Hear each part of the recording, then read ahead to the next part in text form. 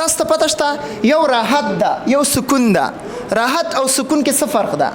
راحت دی ته وایي چې ته ډاکټر شوې، انجینر شوې، پروفیسر شوې، الله پاک تا دپاره یو کور درکه، ګاډی درکه، بس مختلف شیزونه دې واخیسته، راحت شو که نه. خو لیکن سکون زړه نه ارام وي، هله غله به راشي، هله داسې به شي، هله سکون نه وي. راحت د ډار څه پیدا شو، سکون نشته. نو تاسو ته پته شته چې راحت دنیا کې د سکون څه شي کې ده؟ قرآن کې ده، سکون اسلام کې ده، سکون دین کې ده. یو کس یو سټوري کوم، یو قصه کوم. یو کس ډاکټر ته لاړو او ډاکټر نه پوښتنه وکړله چې زما زړه سکون نشته، دوایي لرې؟ هغه ورته ویل بالکل، مونږ خو د زړه د سکون دپاره دوا جوړه کړې ده، او داسې دوا چې 100% ګارنټیډ دوا، 100% ګارنټي. یعنې یو ډاکټر هم 100% ګارنټي چاته نه ده ورکړې. هغه ویل چې دا څه شی ده؟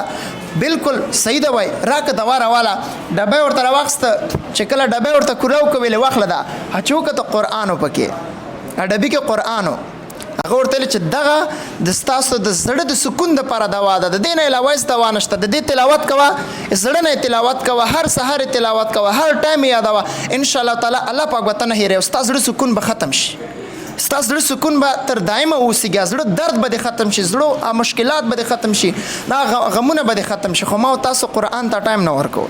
نو هدف مې دا و، دویم که چیرې غواړئ کامیاب شي، اسلام ته هم ټایم ورکوئ او دنیا ته هم ټایم ورکوئ، نو تاسو به کامیاب اوسئ په دنیا هم په آخرت هم.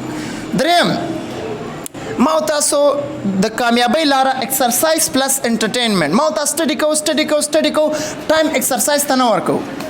جسمانی خراب اوسېږي، نه ایکسرسایز هم کوه، شپې ډوډۍ وخورو سمله، داسې کار به نه کوې. لاړ شه پریکټس وکړه. اسلام قانون دا ده. آیا اسلام موږ ته دا ښودلي چې بس مطلب اسلام دنیا مه کوه صرف آخرت پسې منډې وهه؟ نه، دا 40 غنټې څو ټایم څو برخې کا؟ درې برخې کا. 40 غنټې دي، 3 برخې کا. یو برخه کورنۍ ته ورکا، یو برخه کار وکا، یو برخه خوب ته ورکا.